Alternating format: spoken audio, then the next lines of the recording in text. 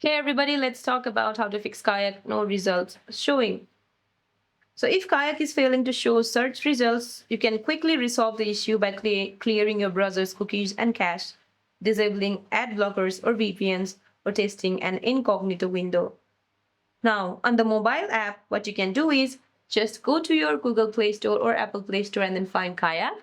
And if you see an update option available here, just tap on update to get the latest version.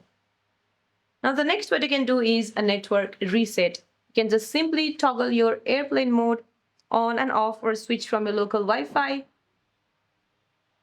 to your mobile data or vice versa to rule out network specific blocks.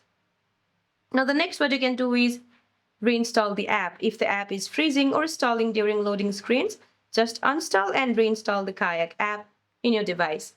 So that's it for this video, guys. I hope this video helped you. See you in my next one.